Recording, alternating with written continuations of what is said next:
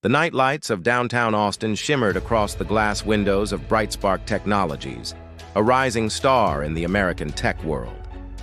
Inside its towering building, rows of desks and glowing monitors slowly fell silent as the last employees filtered out, their laughter and footsteps fading into the chill of the evening. But while the day shift ended, another man's work was just beginning. Ethan Carter stepped into the lobby through the rear entrance, wearing a simple navy blue uniform and pushing a metal cleaning cart. Most people didn't notice him.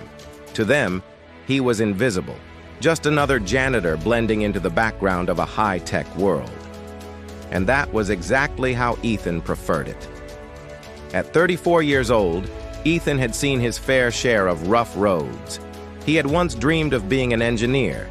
In his early 20s, he had earned a partial scholarship to a community college and devoured every tech book he could find. But life, as it often does, had other plans. His father's heart attack had drained their family's savings. Ethan dropped out of school to support his mother and younger sister.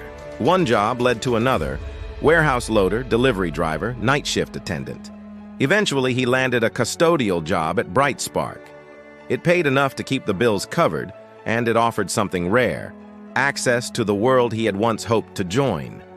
Each night, after mopping floors and emptying trash bins, Ethan would linger in the corridors of the tech departments.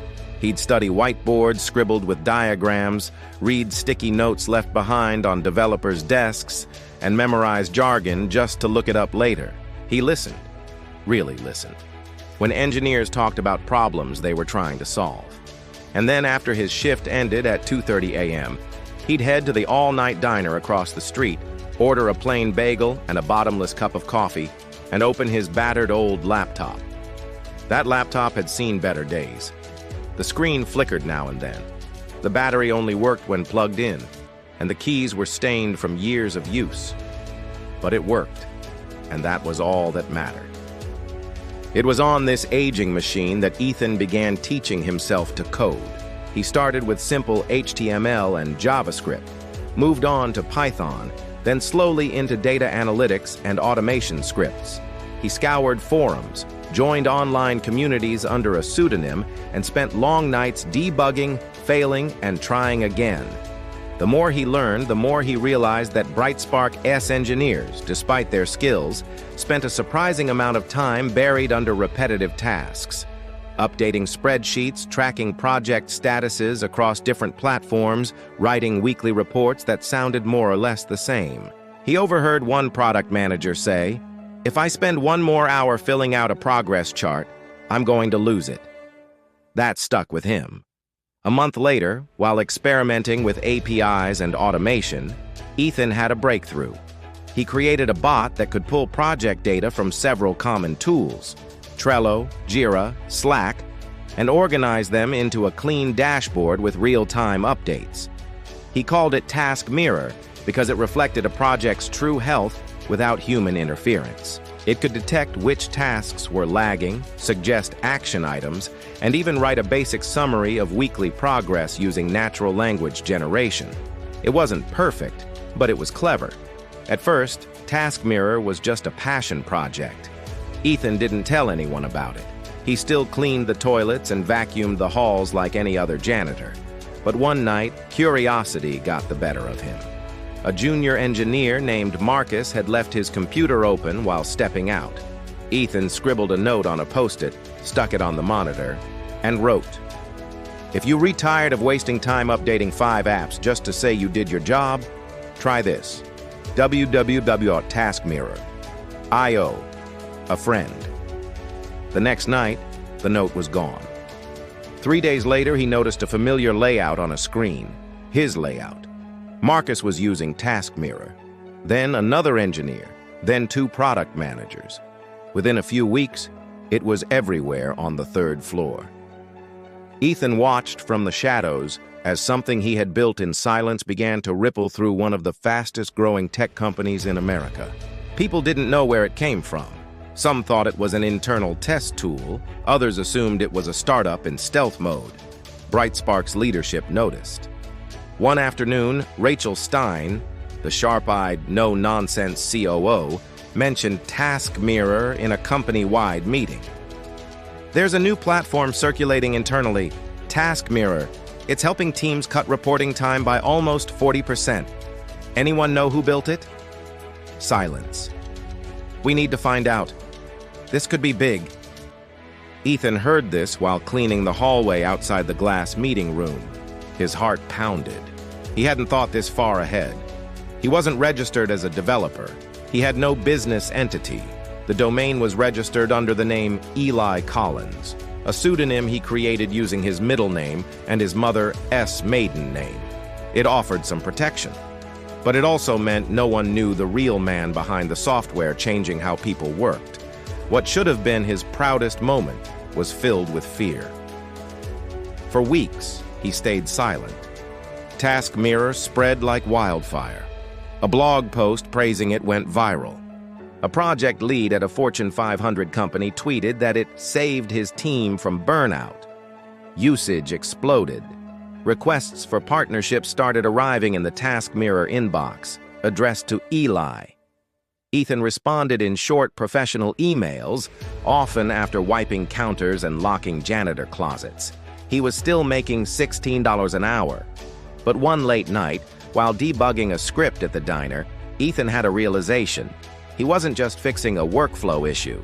He was fixing how people worked. He had built something meaningful, something with value.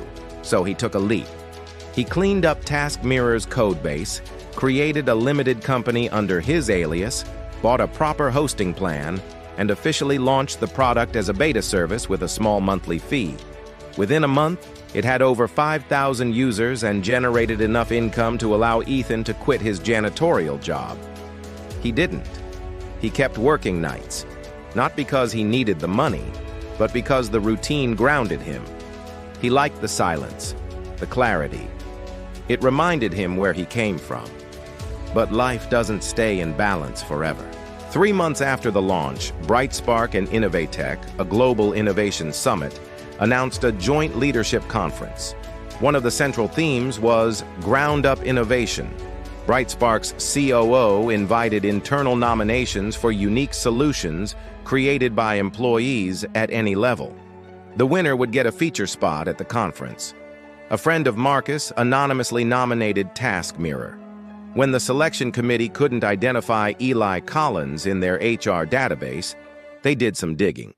Very quickly, the mystery began to unravel. Server logs, GitHub commit patterns, a blurry security camera photo showing Ethan working late near a computer using the Task Mirror domain. Then Rachel Stein showed up. One night, just after midnight, she approached him as he was mopping the lobby. "Ethan Carter?" He turned, startled. "Yes, ma'am." "I've got 2 questions. Did you build Task Mirror?" He hesitated. "Yes." "Why didn't you tell anyone? Would anyone have listened?" She didn't answer. Instead, she handed him a folder. "You've been selected to speak at the Innovatech Leadership Conference. Congratulations, you're going to be the keynote." The next few weeks were a blur. Ethan was paired with a coach to prepare for public speaking. BrightSpark's CEO wanted a full review of Task Mirror. Investors reached out. News of a janitor-turned-developer-turned-CEO exploded on social media. The hidden genius of BrightSpark. The janitor who outsmarted Silicon Valley. Headlines poured in.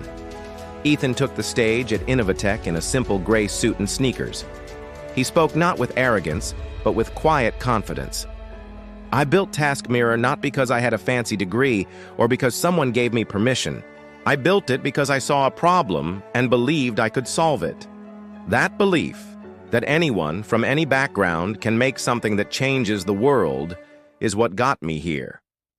The audience gave him a standing ovation. By the end of the week, multiple companies had offered to buy Task Mirror. Ethan refused most of them. But when BrightSpark offered to acquire the platform and integrate it as a core product, with one condition that Ethan would become its CEO and continue leading its development, he said yes. Ethan's office was on the top floor now. The same building he used to clean, the same hallways he used to sweep. But he hadn't changed. He still drank black coffee, still wore sneakers to meetings, still walked the floors late at night, not to clean, but to listen. Because he knew that sometimes the greatest ideas don't come from boardrooms or business plans. Sometimes they come from the quietest voices in the loudest rooms. And if you listen hard enough and work long enough, even a janitor can change the world.